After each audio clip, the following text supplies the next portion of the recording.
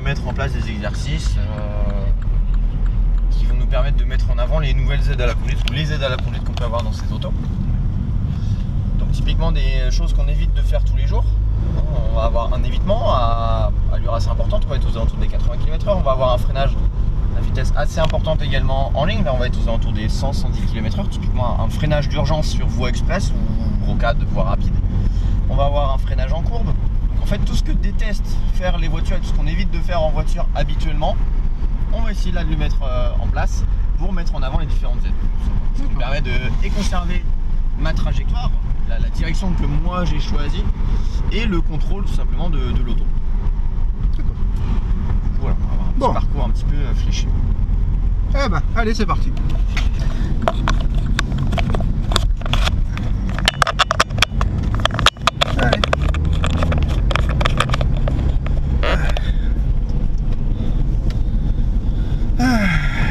Ça va moins vite que sur le circuit quand même, hein.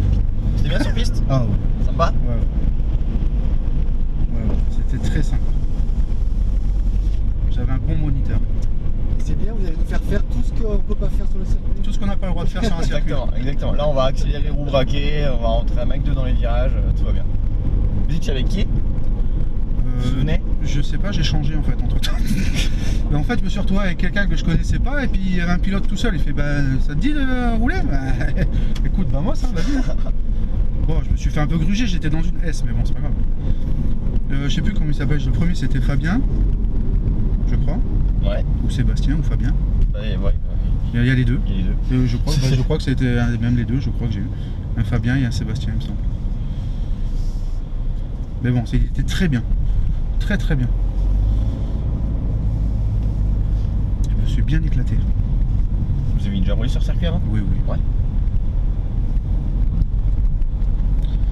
Autant que possible. Ah mais c'est sur le hall fort qu'on parle. C'est sur la partie basse. Ouais. La partie qu'on n'a pas le droit d'utiliser. Là, voilà pourquoi c'est fermé. Ouais. Bah oui, il faut bien qu'ils dispatchent le circuit comme ils peuvent. Ouais, au Castellet, il y a pas mal de zones, pas mal de raccordements, pas mal Bah c'est ça qui de est points bien. d'entrée. Ouais. Ça on peut faire pas mal de choses. Ouais. C'est la plus belle partie de circuit ça. Bon alors là on va faire Un slalom. Ah L'intérêt du slalom, le traction control, ouais. chez BMW. L'intérêt des suspensions multibras. Montrer que maintenant. Montrez hein, par contre, hein, n'ayez pas peur hein.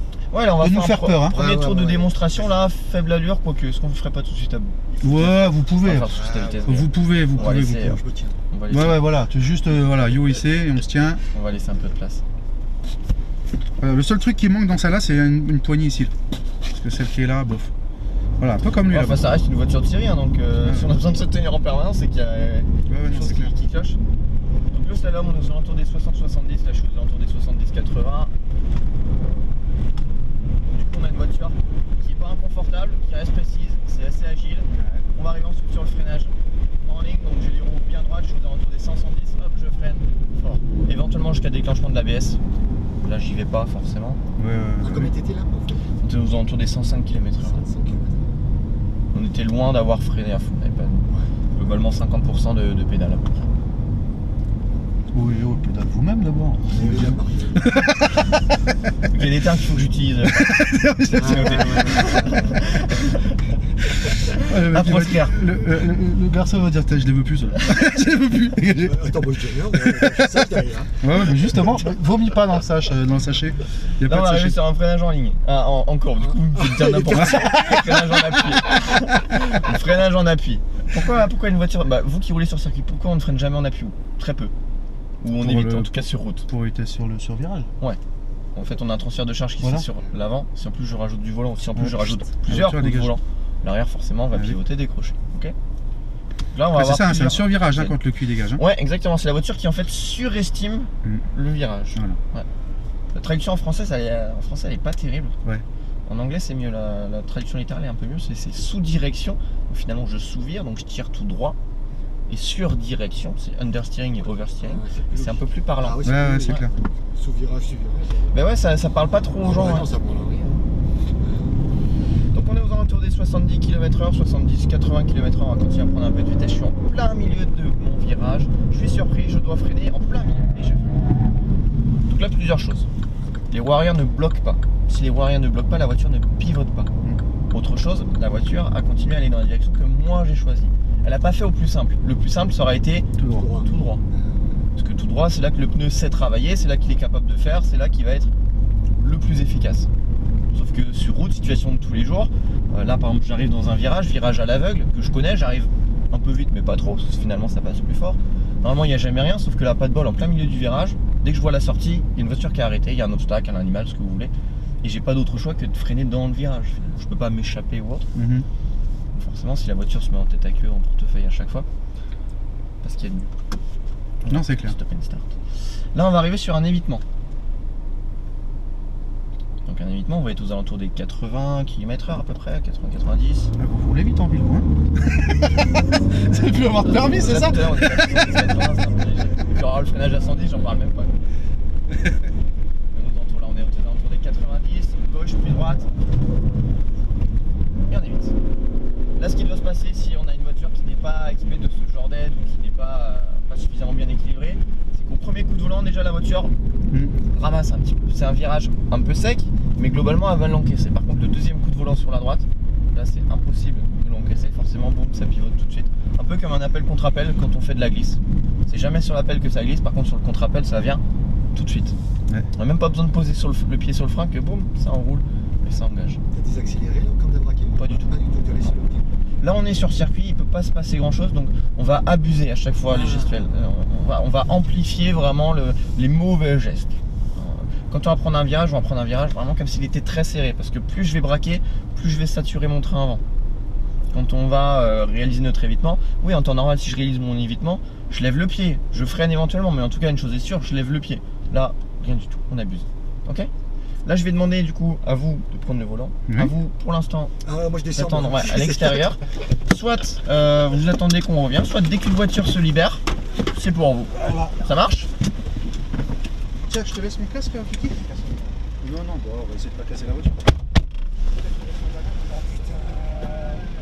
Tu laisses ça là, c'est bon. Merci, monsieur.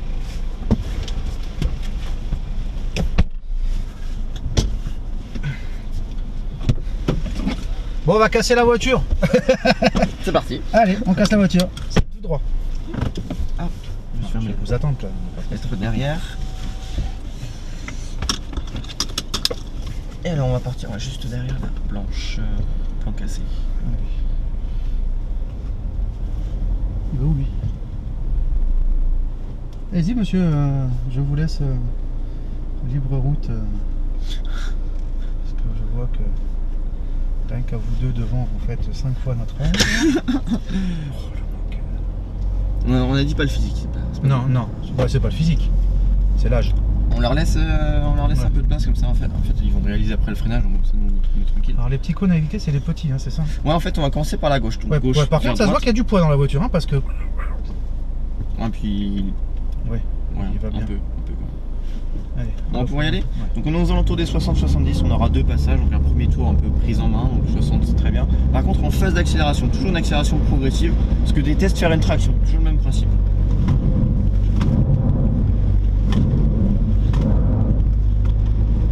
Et on continue, on prend de la vitesse, là on accélère, on va arriver sur notre freinage en ligne. Les freins, appuyés. Pas jusqu'à l'arrêt si on peut, voilà c'est parfait. Ah, c'est dans la voiture, elle va. Ouais voilà, Elle c'est va pas aimer. pure sympathie mécanique, ouais, exactement. Et on va arriver sur notre freinage. Bon, après, j'étais même pas à 100. là. Plus vite au deuxième passage. Ouais, après, faut s'habituer, c'est comme tout. Oui, et puis les aides de toute manière, elles sont en route dès qu'on appuie sur le start. Qu'on soit à 20 km/h, qu'on soit à 220 km/h, Exactement. c'est le même principe. Ouais, mais c'est toujours plus impressionnant à 200 à l'heure que. Mais en fait, pas forcément, parce que quand on travaille à faible allure, on travaille avec des virages, des portions très serrées de manière générale. Ouais. Donc on n'irait pas aussi vite dans une telle portion. Et en fait, ce qui est bien, c'est que plus on va mettre de volant, plus vite on va saturer le train avant, mais en général, plus vite on va mettre les aides en avant. Donc c'est tout de suite impressionnant, ça nous saute un peu au visage. Donc là on prend la vitesse, on est aux alentours des 70-80, je suis dans mon virage, je suis toujours à 70-80, je perds pas de vitesse, là je dois freiner, frein fort. Et ça bouge pas. Ah, bah, tu vois, a deux aides en fait qui se suivent. L'une va faire le boulot de éviter le blocage de miroir arrière, et l'autre, dès que je suis dans le virage, c'est vrai que va avoir pourtant pour on a toujours la motricité de la voiture. Et j'ai toujours ma direction, donc exactement, la voiture suit le point que moi je veux. Là on va pouvoir réaliser l'évitement, contrôle de la vitesse, on est aux alentours des 80 à l'heure.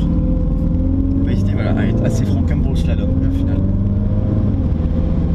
80, on l'a stabilisé, vitesse stabilisée finalement comme tous les jours, vitesse de croisière et on évite.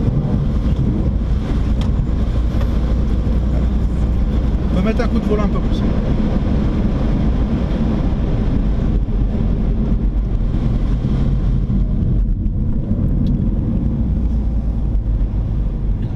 C'est quoi ça? C'est une S hein? En face, on est en SD.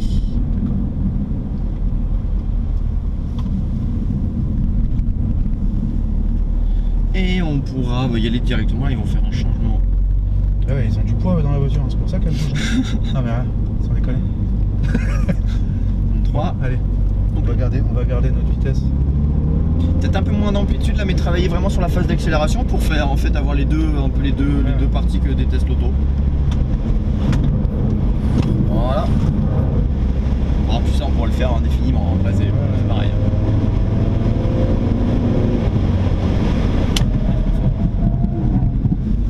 Et on bouge. Là en plus de l'ABS, si jamais on arrive à déclencher l'ABS, on le sent pas l'ABS en plus. On l'aura pas là, on a trop de grip. Ouais. Là, c'est ce que j'allais dire, j'entends pas le on a un grip phénoménal et maintenant on a des bons pneus, on a des disques qui sont surdimensionnés par rapport à la taille de la voiture. Donc avant d'aller chercher l'ABS, honnêtement, il y a du chemin. Ouais, c'est clair. Puis on a 4 disques aussi, ce qui fait qu'on a un freinage plus progressif, plus doux. Plus doux, c'est que quand on a des tambours derrière. Derrière, ça freine un peu moins bien. Donc, là, moins longtemps déjà, et puis hyper brutal. Un tambour, quand on prend les freins, c'est boum, ça claque et puis on freine 2 fois. Excusez-moi, je prends un peu plus d'élan. Ouais, de toute façon, on va être gêné dans le premier virage qui est assez serré. Mais... Même principe, voilà, aux alentours des 80. En tout cas, l'exercice a été calibré pour.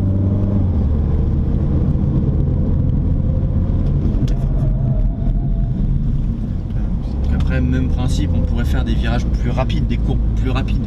Ouais, mais ça serait moins parlant. Ouais. De toute manière, ça va se déclencher. Mais c'est hallucinant quand même. On le sent même pas que la voiture le rattrape en fait. On sent le mouvement, mais tout de suite c'est. Mais tout de suite c'est corrigé parce que la voiture continue à tourner en fait. Maintenant les vitesses de déclenchement, autant avant c'était quelques dixièmes de seconde et en situation d'urgence ça paraît très très long. Ouais. Autant maintenant c'est de l'ordre du 8e ou du quart de tour de roue. Donc plus on va aller vite, plus ça va se déclencher vite. Eh oui. Donc, et puis on ne ressent pas, maintenant c'est vraiment très très doux et c'est vraiment intégré finalement à la bonne conduite de la voiture. Et l'évitement. Oh!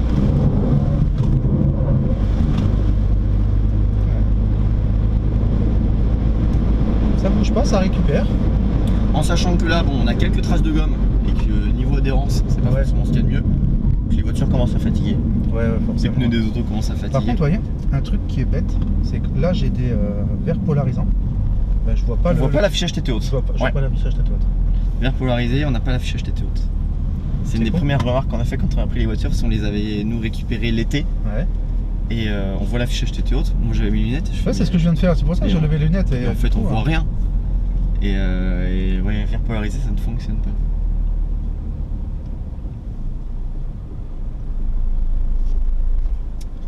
Quelqu'un qui veut rouler? Personne? Là, bah, je vais voir. Il y en a un qui vient ou un qui vient pas? Probablement. Est-ce que j'ai répondu à vos questions en tout cas? Ou est-ce que vous avez d'autres questions? Non. Bah après on essaye surtout de voir ce que ça donne. Les mauvais gestes en fait. Ouais, voilà. Et on évite on peut essayer sans les assistances? Ah bon, on va décrocher tout de suite. Après en moindre vitesse pour éviter de casser la voiture justement. Mais non, on l'autorisera pas là. Mais, alors en fait, ça aurait été plus parlant. Il y a plusieurs choses. Bah, sur le freinage en courbe, on sent que ça se place tout de suite. On sent le train arrière, on sent la roue arrière droite, arrière gauche qui gêne. Ouais. Et on sent cette roue qui est tout de suite freinée. Dès qu'on prend l'angle, elle est freinée et ça nous remet dans le cap. Même chose pour le SP. On sent que la roue qui est intérieur droit ici gêne. Ça va trop vite. Même chose. Elle est freinée, on reprend le cap. Et quand on désactive les aides, alors à savoir qu'on peut désactiver déjà ou l'anti-patinage. Ouais, bon, ça n'a aucun intérêt là. Bah, sur la neige, c'est le Oui. seul intérêt pour aller chercher le grip en fait en dessous. Ou désactiver le DSC, donc le ESP finalement, ESP du BMW Group. Et en fait, il s'avère que dès qu'on pose le pied sur le frein, ça remet les aides en route. C'est-à-dire qu'on peut déclencher une glisse juste au transfert de charge, donc typiquement l'évitement qu'on fait, la voiture enroule. Ouais. Mais dès qu'on va poser le pied sur le frein, l'auto va vraiment comprendre qu'on est dans une situation à risque qu'on ne gère pas et va reprendre le relais. Elle reprend le relais Et automatiquement. maintenant tous les constructeurs quasiment ont cette... Ah, on peut plus les déconnecter et laisser déconnecter indéfiniment. C'est déconnecté mais c'est pas déconnecté. Ouais, c'est déconnecté à faible allure tant qu'on n'arrive pas dans la situation critique de ce qu'on a déconnecté. C'est joueur, on peut déclencher les glisses, mais dès qu'on est dans une vraie situation d'urgence, qu'on a besoin du frein, la voiture va considérer que dès qu'on a besoin du frein, on arrête le jeu. D'accord. Ouais. Ouais, c'est bien et c'est un peu. C'est bête. moins joueur. C'est moins joueur, voilà, ça devient moins joueur. Après, il faut trouver la boîte à fusible et puis. Pourquoi elle parle? Parce qu'en fait, dès qu'on passe en mode P, d'accord, on passe par le mode R. Ouais, Donc par défaut, et puis par sécurité, quand on est à l'arrêt, c'est bien aussi de voir ce qui se passe derrière, notamment quand on est au feu. Si une voiture arrive très très vite, on peut toujours essayer d'avancer un petit peu si c'est raté ou autre. Ouais, on n'a pas forcément le temps de regarder. D'accord. Il n'y a personne qui veut le volant? Vous faites partie du groupe, vous les volants? J'ai peur de ne pas y arriver. Ah,